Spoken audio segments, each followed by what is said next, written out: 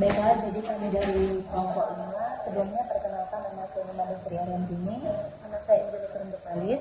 Jadi pada kesempatan kali ini kami akan memaparkan materi mengenai manajemen support system pada mata kuliah kecerdasan buatan. Baiklah, langsung saja kami mulai. Yang pertama yaitu di sini ada beberapa bagian dari manajemen support system. Minus kleng ya nih.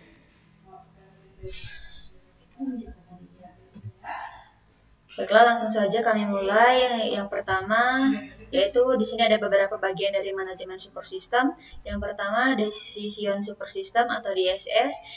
DSS adalah sistem berbasis komputer yang membantu pengambilan keputusan dengan menyediakan informasi dan analisis yang relevan. DSS menggabungkan data dari berbagai sumber dengan model analisis untuk mendukung keputusan berbasis data. Mereka sering digunakan dalam situasi yang kompleks, di mana keputusan tidak dapat diotomatisasi sepenuhnya dan memerlukan penilaian manusia. DSS menyediakan alat untuk analisis, what if, simulasi, dan perencanaan serta memungkinkan pengguna untuk mengeksplorasi berbagai skenario dan hasil potensial. Yang kedua ada Group Support System atau GSS dan Grup DSS, GDSS. GSS adalah sistem yang dirancang untuk memfasilitasi kolaborasi dan komunikasi dengan kelompok. Mereka menyediakan alat dan platform untuk mendukung diskusi, brainstorming, dan pembuatan keputusan bersama. Grup DSS adalah subkategori dari GSS yang berfokus pada pengambilan keputusan kelompok. GDSS mengintegrasikan fitur-fitur seperti pengumpulan pendapat, voting elektronik, dan analisis konsensus untuk meningkatkan efisiensi dan kualitas pengambilan keputusan dalam kelompok. GSS dan GDSS membantu dalam mengelola dinamika kelompok, memfasilitasi komunikasi, dan memastikan partisipasi aktif dari semua anggota. Yang ketiga ada Executive Information System atau ACE. ACE adalah sistem yang dirancang untuk menyediakan informasi ringkasan dan analitik pada eksekutif senior dan manajemen puncak. ACE menyajikan data yang relevan dan format yang mudah dipahami, seringkali melalui dashboard dan laporan visual untuk membantu dan perencanaan strategis dan pengambilan keputusan. Mereka mengintegrasikan data dari berbagai sumber internal dan eksternal untuk memberikan pandangan holistik tentang kinerja organisasi, tren pasar, dan indikator kunci lainnya. Yang keempat ada Expert System atau ACE. Expert System adalah sistem berbasis komputer yang meniru kemampuan pengambilan keputusan seorang ahli dalam domain tertentu. ES menggunakan berbasis pengetahuan knowledge base yang berisi aturan dan informasi spesifik tentang suatu domain untuk memberikan saran, solusi, atau rekomendasi. Mereka menggunakan mesin inference ini untuk memproses informasi dan memberikan jawaban atau rekomendasi berdasarkan pengetahuan yang ada. Expert System sering digunakan dalam bidang seperti diagnosa medis, perencanaan keuangan, dan dukungan teknis.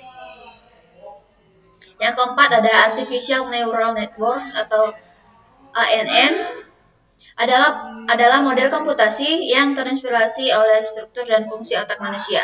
ANN terdiri dari unit-unit atau neuron yang saling berhubung dalam lapisan-lapisan input tersembunyi dan output untuk memproses dan mengklarifikasi data. Mereka digunakan untuk berbagai aplikasi seperti pengenalan pola, prediksi, dan klarifikasi. ANN mampu belajar dari data melalui proses pelatihan atau training dan dapat menangani masalah non-linear dan kompleks dengan efisien yang tinggi. Yang keenam ada hybrid support system, yaitu menggabungkan berbagai jenis sistem manajemen support untuk memanfaatkan kelebihan masing-masing dan memberikan solusi yang lebih komprehensif. Misalnya kombinasi antara expert system dan artificial neural network dapat meningkatkan akurasi dan fleksibilitas sistem dalam memberikan rekomen dan keputusan. Hybrid system sering digunakan untuk mengatasi tantangan yang memerlukan pendekatan multidimensi seperti analisis data besar dan keputusan yang melibatkan banyak variabel dan ketidakpastian. Kesimpulannya, setiap jenis sistem support ini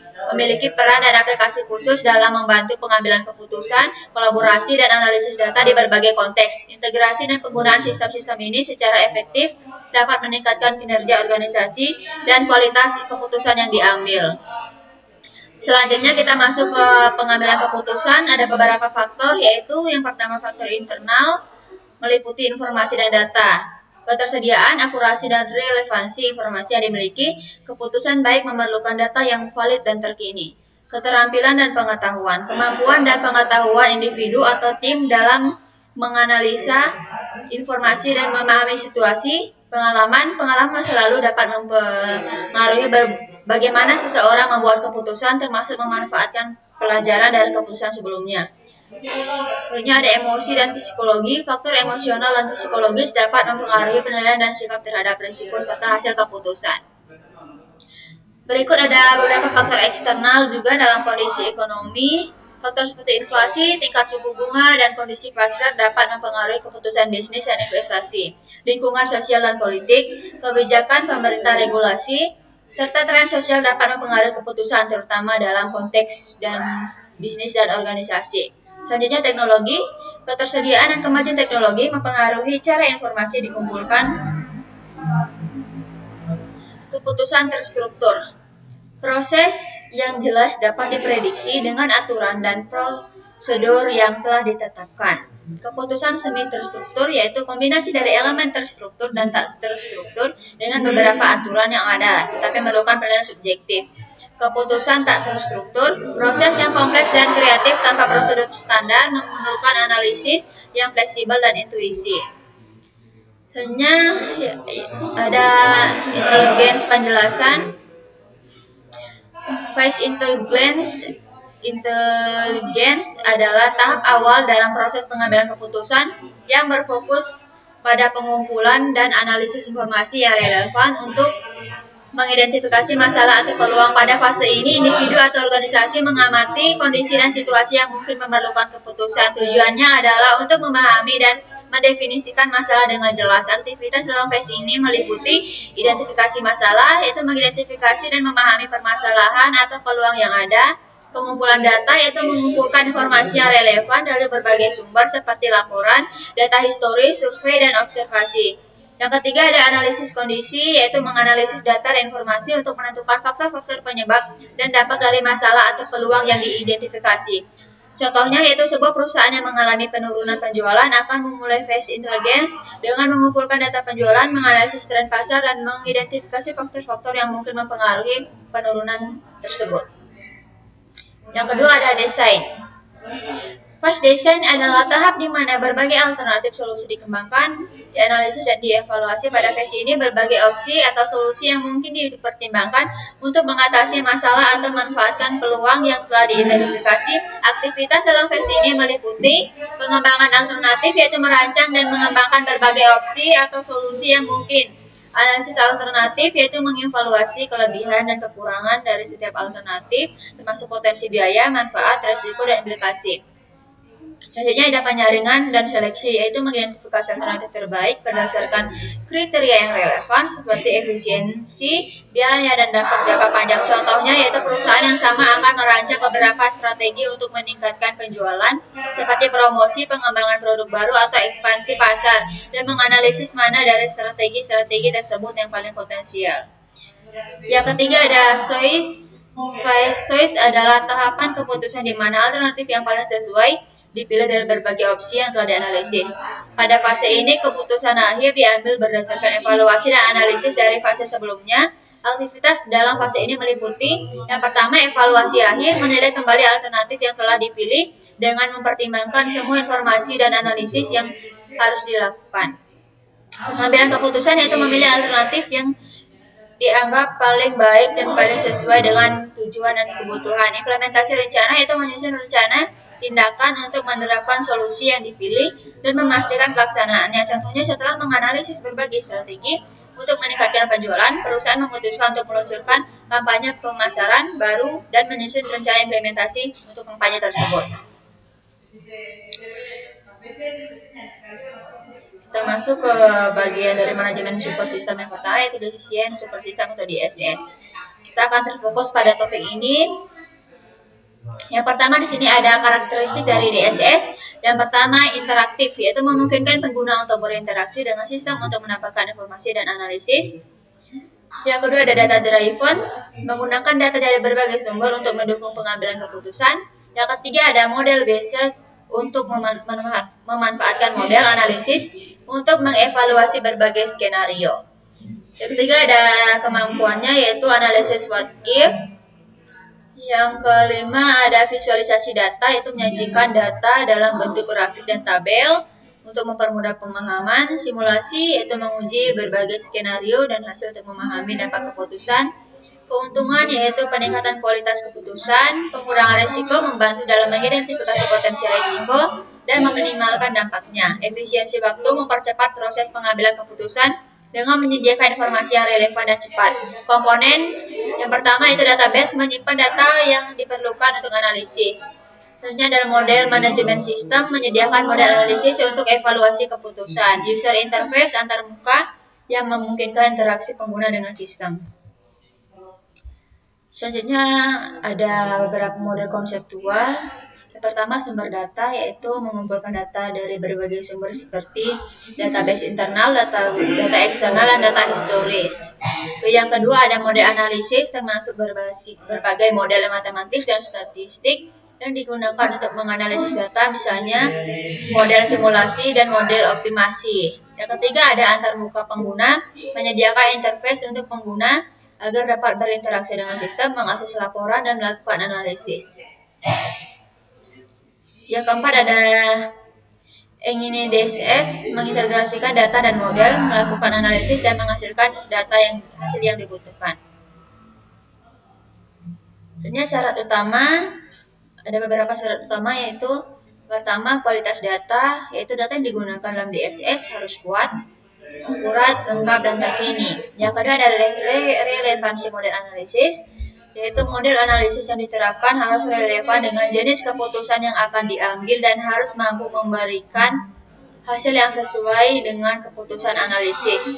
Yang ketiga kemudahan penggunaan, yaitu antarmuka pengguna DSS harus intuitif dan mudah digunakan agar pengguna dapat dengan cepat memahami dan memanfaatkan sistem tanpa memerlukan pelatihan intensif. Yang keempat, integritas data. DSS harus mampu mengintegrasikan data dari berbagai sumber untuk menyediakan analisis yang komprehensif dan menyeluruh. Yang kelima yaitu keamanan privasi. Sistem harus memiliki mekanisme keamanan yang kuat untuk melindungi data dari akses yang tidak sah dan memastikan privasi data sensitif. Yang keenam ada kemampuan analisis, yaitu sistem harus dapat melakukan berbagai jenis analisis termasuk analisis deskriptif, prediktif, dan preskriptif serta menyediakan visualisasi data yang membantu dalam interpretasi hasil. Yang ketujuh fleksibilitas dan stabilitas. DSS harus fleksibel untuk menyesuaikan dengan perubahan kebutuhan analisis atau keputusan dan scalable untuk menangani peningkatan volume data dan jumlah pengguna seiring dengan pertumbuhan organisasi. Selanjutnya ada karakter dan kemampuan. Yang pertama ada interaktif. DSS memungkinkan pengguna untuk berinteraksi dengan sistem secara langsung. Pengguna dapat memasukkan data, mengubah parameter, dan mengeksplorasi berbagai opsi analisis secara real time. Yang kedua yaitu berbasis data. DSS bergantung pada data yang dikumpulkan dari berbagai sumber untuk melakukan analisis dan menghasilkan rekomendasi. Data ini bisa bersifat terstruktur, tidak struktur, dan semi terstruktur. Yang ketiga dapat disesuaikan. DSS dapat disesuaikan dengan kebutuhan spesifik organisasi dan pengguna. Yang keempat ada dukungan multidimensi. DSS mendukung analisis multidimensi yang memungkinkan pengguna untuk melihat data dari berbagai perspektif. Yang kelima ada berorientasi pada pengguna, yaitu sistem dirancang untuk memenuhi kebutuhan dan preferensi pengguna dengan antarmuka yang user friendly dan alat yang mendukung proses pengambilan keputusan.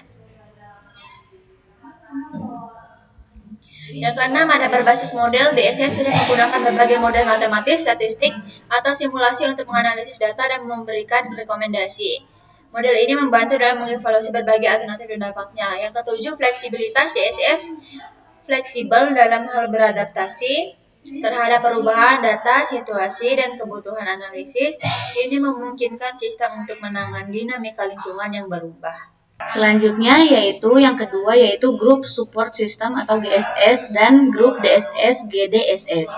Karakteristik Yang pertama itu kolaboratif, dirancang untuk mendukung komunikasi dan kolaborasi di antara anggota kelompok. Dan yang kedua berbasis teknologi, menggunakan alat teknologi untuk meningkatkan proses kelompok. Yang kedua yaitu kemampuan. Ada pengumpulan pendapat, yaitu mengumpulkan dan menganalisis pendapat dan suara anggota kelompok. Yang kedua voting elektronik, memfasilitasi pemungutan suara dan pengambilan keputusan berbasis suara. Yang ketiga diskusi terstruktur, mengelola dan memfasilitasi diskusi kelompok dengan sistem yang terstruktur. Dan ada juga keuntungan yaitu meningkatkan keterlibatan, yaitu memastikan partisipasi aktif dari semua anggota kelompok. Selanjutnya yaitu pengambilan keputusan yang lebih baik, yaitu menghasilkan keputusan yang lebih komprehensif dengan mempertimbangkan berbagai perspektif. Dan yang terakhir yaitu efisiensi proses, yaitu mempercepat proses pengambilan keputusan dalam kelompok. Ada juga komponen, di dalamnya adalah alat komunikasi, chat, video conferencing, dan email untuk berkomunikasi. Yang kedua adalah sistem voting, fitur untuk pengambilan suara dan pemilihan. Dan yang ketiga adalah alat kolaborasi, fasilitas untuk brainstorming, pengumpulan ide, dan dokumentasi. Kita lanjut yang ketiga yaitu Executive Information System atau EIS. Yang pertama adalah karakteristik. Yang pertama adalah strategis, menyediakan informasi ringkasan yang relevan untuk tingkat eksekutif. Dan yang kedua adalah visualisasi, yaitu menyajikan data dalam format visual seperti dashboard dan grafik. Dan selanjutnya adalah kemampuan, yaitu ringkasan informasi, yaitu menyediakan informasi kunci tentang kinerja organisasi, tren analisis, yaitu mengidentifikasi dan menganalisis tren dan pola dari data. Dan yang terakhir decision support, yaitu membantu dalam perencanaan strategis dan pengambilan keputusan tingkat tinggi. Yang selanjutnya adalah keuntungan, yaitu informasi tepat waktu, yaitu menyediakan data yang up to date untuk pengambilan keputusan yang cepat. Yang kedua adalah visibilitas kinerja, memudahkan pemantauan kinerja organisasi secara keseluruhan. Dan yang ketiga adalah pengambilan keputusan yang lebih baik, membantu eksekutif dalam membuat keputusan strategis berdasarkan data. Yang terakhir yaitu komponen, yaitu data warehouse, yaitu menyimpan data dari berbagai sumber untuk analisis. Dan yang kedua user interface atau antarmuka visual untuk menampilkan informasi secara ringkas. Dan yang ketiga reporting tools, alat untuk menghasilkan laporan dan analisis. Dan kita lanjut yang keempat yaitu expert system. Terdapat karakteristik yang di dalamnya ada basis pengetahuan, yaitu menggunakan pengetahuan spesifik domain dalam bentuk aturan dan informasi. Yang kedua inferensi, yaitu menerapkan mesin inferensi untuk memberikan solusi atau rekomendasi. Ada juga kemampuan yang di dalamnya ada pengambilan keputusan berbasis pengetahuan, yaitu meniru kemampuan ahli untuk membuat keputusan. Yang kedua diagnostik dan rekomendasi, yaitu memberikan diagnosis dan saran berdasarkan pengetahuan yang ada. Dan yang ketiga yaitu keuntungan, yaitu di dalamnya ada akses keahlian, yaitu menyediakan akses ke pengetahuan ahli tanpa memerlukan kehadiran fisik. Ada juga konsistensi yang di dalamnya memberikan keputusan yang konsisten berdasarkan pengetahuan yang standarisasi dan juga peningkatan efisiensi, yaitu mempercepat proses pengambilan keputusan dan penyelesaian masalah. Ada juga komponen yang di dalamnya ada basis pengetahuan, yaitu kumpulan data dan aturan dalam domain tertentu. Yang kedua ada mesin inferensi, yaitu algoritma yang memproses informasi untuk menghasilkan kesimpulan. Yang ketiga adalah user interface atau antarmuka untuk interaksi dengan pengguna. Kita masuk yang kelima, yaitu Artificial Neural Networks atau ANN.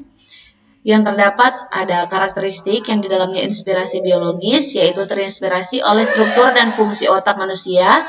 Yang kedua pembelajaran mesin, yaitu menggunakan algoritma untuk belajar dari data dan meningkatkan kinerja seiring waktu. Ada juga kemampuan, yaitu pengenalan pola, yaitu mampu mengenali pola dan hubungan dalam data yang kompleks. Yang kedua prediksi dan klasifikasi, yaitu menyediakan prediksi dan klasifikasi berdasarkan data pelatihan. Yang ketiga mampu menyesuaikan model berdasarkan umpan balik dan data baru. Ada juga keuntungan, yaitu kemampuan adaptasi, dapat menangani data yang kompleks dan non-linear. Ada juga peningkatan akurasi, meningkatkan akurasi seiring waktu melalui pembelajaran berkelanjutan. Dan yang terakhir yaitu aplikasi luas, digunakan dalam berbagai aplikasi seperti pengenalan gambar, pemrosesan bahasa alami, dan analisis data. Dan ada juga komponen, yaitu di dalamnya terdapat neuron atau unit dasar yang memproses informasi, dan ada juga lapisan, yaitu lapisan input tersembunyi dan output dalam jaringan saraf. Kita masuk yang keenam, yaitu hybrid support system. Terdapat karakteristik di dalamnya yang di dalamnya juga terdapat gabungan, yaitu mengintegrasikan berbagai jenis sistem support untuk memanfaatkan kekuatan masing-masing, dan ada juga komprehensif, yaitu menyediakan solusi yang lebih lengkap dengan menggabungkan berbagai teknologi. Ada juga kemampuan, di dalamnya terdapat integrasi, yaitu menggabungkan fitur dari sistem yang berbeda untuk mencapai hasil yang lebih baik. Yang kedua adalah fleksibilitas, yaitu mampu menyesuaikan dengan berbagai kebutuhan dan kondisi. Dan yang ketiga adalah kinerja terbaik, yaitu memanfaatkan kekuatan berbagai sistem untuk hasil yang optimal. Dan ada juga keuntungan, di dalamnya terdapat solusi yang lebih kuat, yaitu meningkatkan kinerja dan kapabilitas sistem secara keseluruhan. Dan yang kedua yaitu penanganan kompleksitas, yaitu memungkinkan penanganan masalah yang lebih kompleks dengan pendekatan multidimensional. Ada juga kustomisasi, dapat disesuaikan dengan kebutuhan spesifik pengguna atau organisasi, dan ada juga komponen, di dalamnya terdapat integrasi teknologi, yaitu kombinasi dari berbagai teknologi dan sistem. Ada juga antarmuka pengguna, yaitu menyediakan akses ke berbagai sistem dan fitur.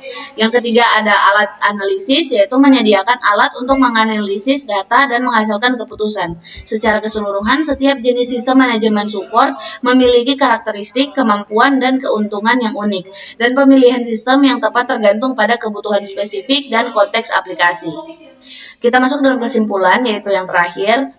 Kesimpulannya, model konseptual berbagai sistem manajemen support menunjukkan bagaimana setiap sistem dirancang untuk mendukung pengambilan keputusan yang lebih baik dengan cara yang spesifik.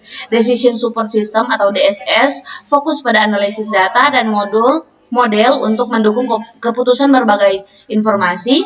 Ada juga Group Support System, yaitu GSS, dan Group Decision Support System, GDSS, memfasilitasi kolaborasi dan pengambilan keputusan dalam kelompok melalui alat komunikasi dan voting. Ada juga Executive Information System atau EIS, menyajikan ringkasan informasi strategis untuk eksekutif melalui dashboard dan laporan visual. Ada juga Expert System atau ES, meniru keahlian domain tertentu dengan basis pengetahuan dan mesin inferensi. Sementara Artificial Neural Networks atau ANN memproses data kompleks dan belajar dari pola melalui lapisan neuron. Hybrid Support System menggabungkan berbagai teknologi untuk memberikan solusi yang lebih komprehensif. Masing-masing sistem memiliki komponen unik yang mendukung fungsi spesifiknya, memungkinkan optimasi keputusan dan efisiensi, dan juga responsibilitas dalam berbagai konteks. Sekian dari kami, terima kasih. Sekian pemaparan materi dari kami, terima kasih.